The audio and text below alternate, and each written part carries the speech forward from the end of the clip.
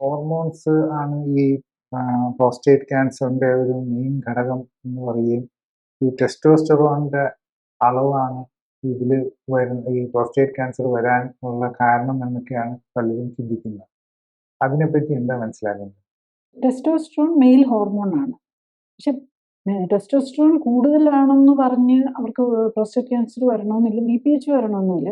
ചിലർക്ക് നമ്മൾ even prostate ഈ ഓവർ വെയിറ്റ് ആയിട്ടുള്ള ആണുങ്ങൾക്ക് പലർക്കും ചിലപ്പോൾ ടെസ്റ്റോസ്റ്ററോൺ ലെവൽ കുറവായിരിക്കും. ഈ ടെസ്റ്റോസ്റ്ററോൺ കുറവുള്ളവർക്കും പ്രോസ്റ്റേറ്റ് ക്യാൻസർ വരാമെന്നുള്ളതാണ്.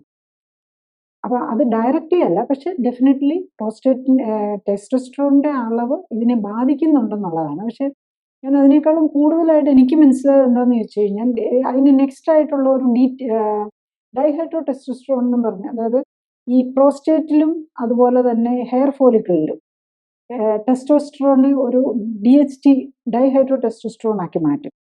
ഈ നമുക്ക് ലേഡീസിലൊക്കെ PCOD എന്നും പറഞ്ഞ് പറയുമല്ലോ, അവർക്ക് വണ്ണം വയ്ക്കും, പീരിയഡ്സ് റെഗുലാരിറ്റി വരും, അതുപോലെ വന്ധ്യത, ഇൻഫെർട്ടിലിറ്റി പ്രോബ്ലം ഒക്കെ വരുന്ന ഒരു കണ്ടീഷനാണ് PCOD. അപ്പം ജെൻസിൽ അതിൻ്റെ ഒരു ഈക്വലൻ്റ് ആയിട്ട് വരുന്ന ഒരു കണ്ടീഷനാണ് ഈ ആണുങ്ങളിൽ വരുന്ന കഷണ്ടിയും. ഈ കഷണ്ടി ഉള്ളവർക്ക് BPH വരാനും സാധ്യത കൂടുതലാണ്. അതായത് ബിനൈൻ പ്രോസ്റ്റേറ്റിക് ഹൈപ്പർപ്ലേസിയ, അതാണല്ലോ ആദ്യം വരുന്നത്. ഏറ്റവും കൂടുതൽ കാണുന്ന ബിനൈൻ പ്രോസ്റ്റേറ്റിക് ഹൈപ്പർപ്ലേസിയ ആണ്. അതിലും കുറവാണ് ഡെഫിനറ്റ്ലി ക്യാൻസർ.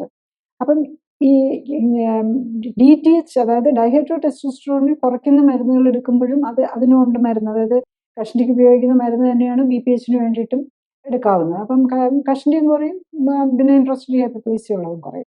അപ്പം അത് കഴിക്കുമ്പോൾ നമ്മളുടെ PSA ആണെങ്കിലും കുറഞ്ഞു വരുന്നുണ്ട്. അപ്പം ഈ ഹോർമോൺ ടെസ്റ്റോസ്റ്ററോൺ മാത്രമല്ല, അതിനേക്കാളും DTH, അതായത് ഡൈഹൈഡ്രോ ടെസ്റ്റോസ്റ്ററോണിനും അതിന് റോളുണ്ട്. കാരണം അതും ഇതെല്ലാം ഒരേ ലെവലിൽ വർക്ക് ചെയ്യുന്നതാണ്. പക്ഷെ ചില ഈ aggressive type of prostate cancer ഉള്ളവർക്ക് ഈ ടെസ്റ്റോസ്റ്ററോൺ ലെവൽ ലോ ആയിട്ടും കാണാറുണ്ടെന്നുള്ളതാണ്. ഡെഫിനറ്റ്ലി ഇതിനൊന്ന് മനസ്സിലാക്കേണ്ട, ടെസ്റ്റോസ്റ്ററോണുമായിട്ട് ബന്ധമുണ്ട്. പക്ഷെ ഈ ടെസ്റ്റോസ്റ്ററോൺ കൂടുന്നതും കുറയുന്നതും രണ്ടും ഇതിലേക്ക് പ്രശ്നം ഉണ്ടാക്കാം. ഇനി ഇത് കൂടുകയും കുറയുകയും ചെയ്യും നമ്മുടെ ആ ലൈഫ് സ്റ്റൈലുമായിട്ട് ബന്ധപ്പെട്ട.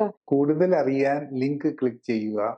കൂടുതൽ വീഡിയോകൾക്കായി സബ്സ്ക്രൈബ് ബട്ടൺ അമർത്തുക.